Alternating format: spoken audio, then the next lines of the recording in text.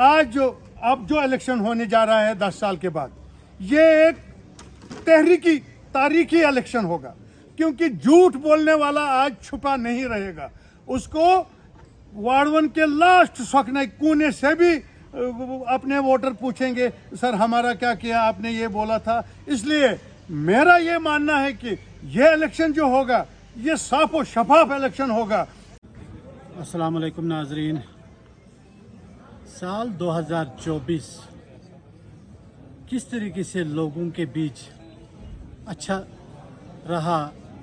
एक तरफ assembly election का सियासी पार्टियों में हलचल मची हुई है। पूरे रियासत जम्मू कश्मीर के अंदर इस वक्त अगर देखा जाए कि सियासी पार्टियों में उछल कूद शुरू हो चुकी है। क्या ये सियासी लीडरान जो हैं फिर से लोगों के बीच जाएंगे? जो इलेक्शन मैनिफेस्टो उनके है, क्या मैनिफेस्टो इनसे पहले भी हुआ करता था? क्या ये सियासी लीडरान जो हैं लोगों के वादों पर खड़े उतरते हैं, जो ये लोगों के बीच वादे करते हैं?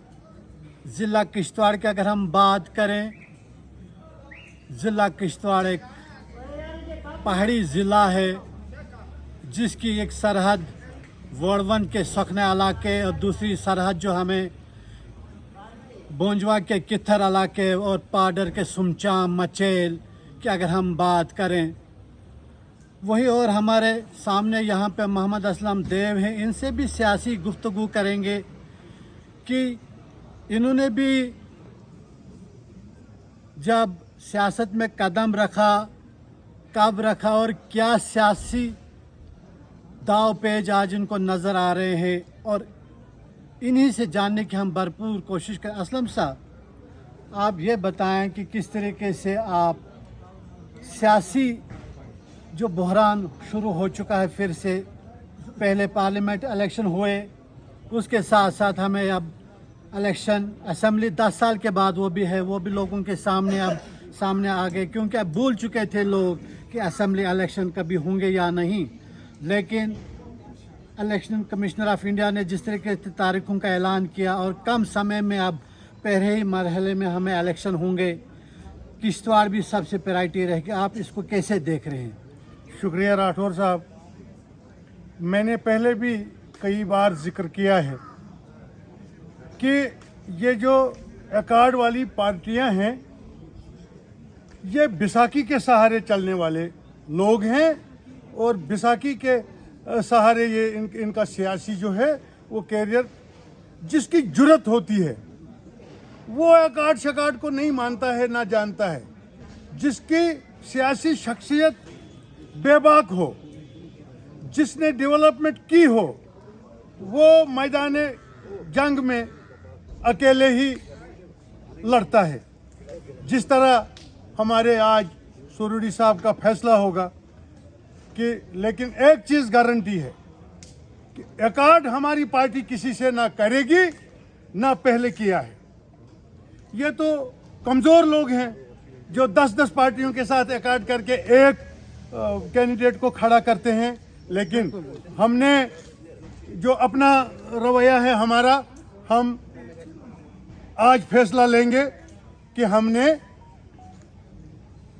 कैसे इलेक्शन लड़ना है और कैसे लोगों के काम करने हैं। बाकी रहे ये मैनिफेस्टो वगैरह, ये तो एक धोखा है। बताए मुझे कोई, मेरा चैलेंज है, कोई बताए ये कि हमने जो मैनिफेस्टो लिखा और उस पर पूरा उतरे। हमारे सुरुडी साहब ने ना कभी लिखा है ना जरूरत पड़ी है, क्योंकि ये एक मायानाज शख्सियत है। तो आज हमारा फैसला है कि हम किस किस कॉन्स्टिट्यूंसी में इलेक्शन लड़ेंगे और कैसे लड़ेंगे। लेकिन एक चीज़ वाज़ेह है कि हमारा किसी के साथ अकार्ड वगैरह ना है, ना था, ना होगा। असलम साहब, आप भी एक सियासत से काफ़ी जुड़ चुके हैं, काफ़ी समय से आपने अपनी ज़िंदगी यहाँ पे सियासत में दांव पर लगाई। किस तरीके से आप इस सियासी नज़रिया को देख रहे हैं?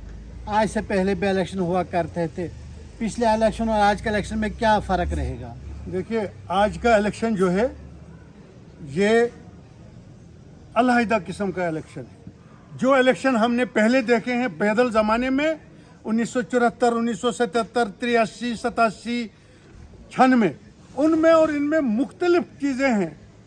तब तो वहाँ हम लोगों के पास घर घर जाते थे, ज़बानी बोलते थे, लेकिन जो बोलते थे वो करते थे। आज जो है ये इलेक्ट्रॉनिक ज़माना है। आज 50 चीज़ें सच होती हैं, 50 चीज़ें गलत होती हैं। लेकिन आज अब जो इलेक्शन होने जा रहा है 10 साल के बाद, ये एक तारीखी इलेक्शन होगा, क्योंकि झूठ बोलने वाला आज छुपा नहीं रहेगा। उसको वार्ड 1 के लास्ट सकने कोने से भी अपने वोटर पूछेंगे, सर हमारा क्या किया, आपने ये बोला था। इसलिए मेरा ये मानना है कि ये इलेक्शन जो होगा ये साफ और शफाफ इलेक्शन होगा। और हमें उम्मीद है कि जो हमारी क़यादत है, सुरूरी साहब के साथ हमारी क़यादत है, तो ये तो पहले भी देखिए आप, पहला इंदरवाल जो था उसकी डेवलपमेंट देखिए, और देखिए दक्षिण से मड़वा रोड नहीं पहुंची। 1974 में ये पैदल गए हैं। 77 में मैं अपने उस्ताद मोहतरम काजी जलालुद्दीन साहब के साथ मैट्रिक में पढ़ता था। मैं मड़वा वार्ड 1 दक्षिण गया हूं, लेकिन आज भी वहां पैदल भले कुछ वाइल्ड डिवीजन ने, बाकी भी कुछ सुरूरी साहब ने ही इंशन से जो वार्ड 1 के ये गाँव हैं, मैं बताता हूं। जिसको इस पे शक होगा वो आके बोले, मेरे साथ डिबेट करे, मैं उनको बता दूंगा, समझा दूंगा कि देखिए जो सुरूरी साहब जब मिनिस्टर बने, इन्होंने ही ये पूरा वार्ड 1 जानता है, इन्होंने ही गुजर से गाँव रास्ता पहुंचाया। ये तो यहाँ से ये फॉरेस्ट, ये वाइल्ड लाइफ का मखमसा बना के उसको रोका गया।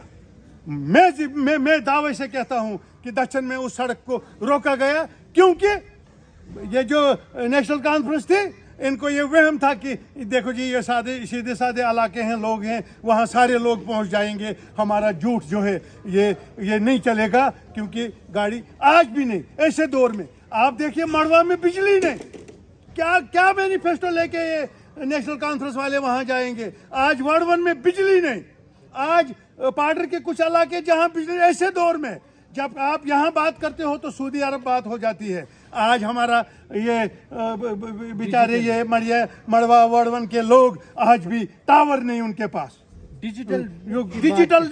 डिजिटलाइजेशन का कोई भी चीज वहाँ काम नहीं करती। इंशाल्लाह अब हम सबसे ज्यादा बड़ा जो काम है वहाँ, एक तो दक्षिण वाली सड़क पहुँचाएंगे, और जो डिजिटाइज सिस्टम है, डिजिटलाइज सिस्टम जो है, ये वहाँ सुरूरी साहब के जीतने के साथ ही पहला काम हमें CDF से वो करना पड़े, लेकिन हम करेंगे। असलम साहब, यहाँ पर अगर हम बात करें, ये जो आज फिर से कांग्रेस और NC का गठजोड़ हुआ, किस नज़रिए से आप देख रहे हैं, किस तरीके से इन्होंने जम्मू कश्मीर के अवाम को फिर से आज उस उलझन में उलझाया? अभी गुलिस्तान टीवी पे न्यूज़ थी कि कांग्रेस ने अपनी क़यादत को पूरे 90 सीटों की लिस्ट भेज दी है।